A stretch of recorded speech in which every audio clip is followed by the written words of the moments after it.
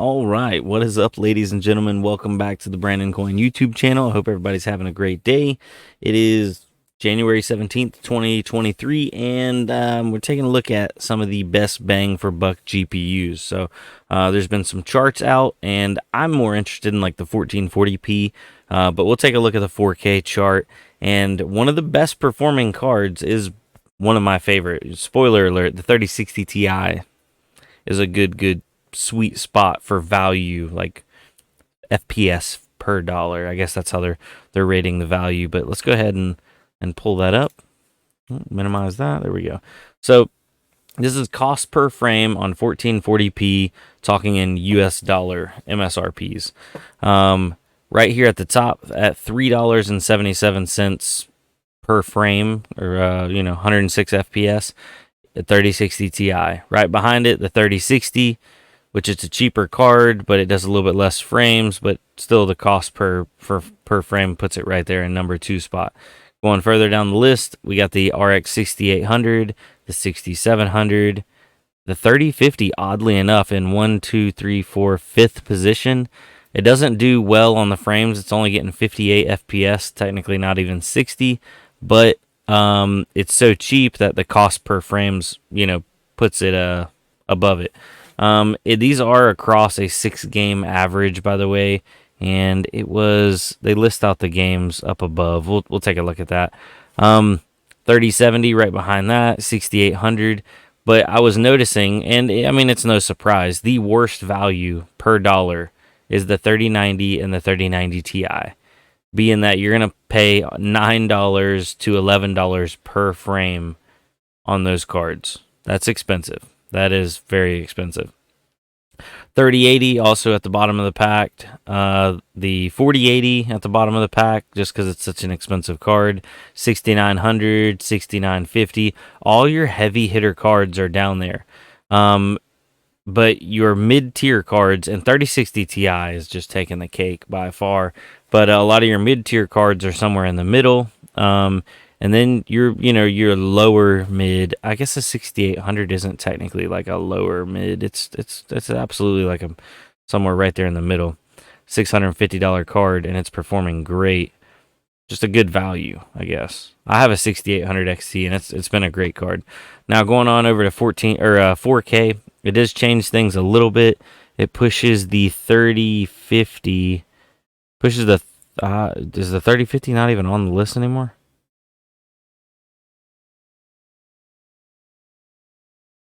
Yeah, I don't even see the 3050 on here anymore. Oh, there it is. It pushes the 3050 from 5th down to 1, 2, 3, 4.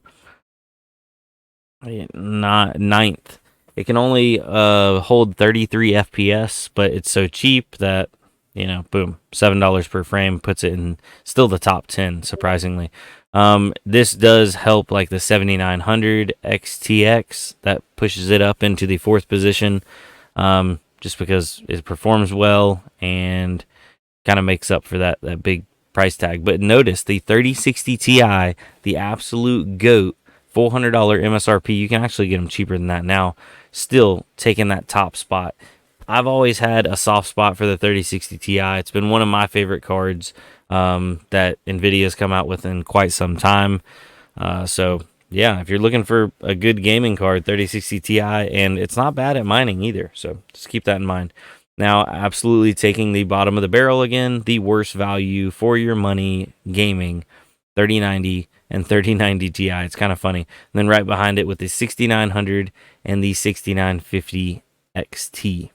So, and the 3080 Ti nestled right there in the middle. The 40 series is doing a little bit better. Its performance is great. It's just the MSRP is so high on it, it puts the value down. So, it is what it is. Now, I wanted to go ahead and see on eBay what the 3060 Ti's are going for. 3060 Ti. Yeah, $300. You can buy it now in EVGA. $299 Dell OEM 3060 Ti. So, I mean, these are even a better value than what these are rating them at, because this is going off MSRP. So, $300, you could have the best bang for buck 1440p and 4K card. On the 6-game average, it was only able to hold 64 FPS, so that may be an issue for some people trying to do 4K high refresh rate. I know I don't have the money for a monitor to support 4K high refresh rate, so yeah, you also got to think about that. So that's I know these people that have these big, huge graphics cards, and they won't have a monitor that they can actually push the FPS through. I was going to go back up. So the 6 games that we've chosen for the comparison were picked carefully from our 50 game sample.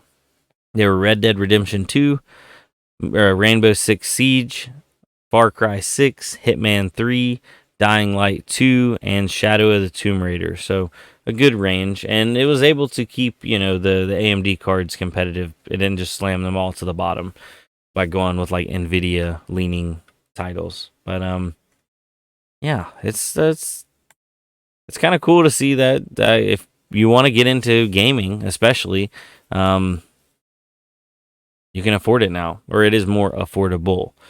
I wonder what 3050s are going for. I'm just curious. RTX 3050, like a used one. That is not a good deal. $299. You can get a 3060 Ti. The used prices are not there yet. I was thinking these things would be in like the sub $200 range, but oh, here you go. Bad. That's a parts only. Parts only. Okay, for $260, you might as well spend a little bit more and get a 3060 Ti. Holy smokes. Maybe these weren't bought up enough and have enough used stock hitting the market, because these weren't a really good mining card. Even when they did, eventually come out, they just weren't great at mining. So there might not be a lot of used ones on the market. Whereas 3060 Ti's, 3070s, there's tons of those in the market. Let's see, what about 3070s? Parts only, pre-owned. $395, $450, $412. So it looks like about $400 you can get you a 3070. Still think 3060 Ti for the money is right on point. But before we get off here, we're just keeping it short and sweet tonight. Taking a look at CoinMarketCap. Everything's still doing pretty good. Bitcoin, $21,279, up 0.5% in the last 24 hours. Ethereum, $1,583. XRP, 38 cents. Not really doing exactly what everything else is doing, but that's XRP for you. Dogecoin, 8.6 cents. Kind of, wish it could do better. Shiba Inu, $12.50 per 1 million tokens. Litecoin, $87.65. Monero, $173.24, and Ethereum Classic, $22.22. So a lot of stuff still doing really good, but time will tell. Time will tell if this is just a little quick run up or the start of something new. So I don't know. I'm getting ready for it, but I don't think it's gonna pop off yet. So. Oh well, truth be told, nobody knows. This is not financial advice. This is just for entertainment purposes. And by the way, I was told to quit telling people I'm in a plastic box. I'm actually in a plastic bag, so thank you. Much appreciated. All right, so y'all have a good night. I'll see you on the next one. Adios.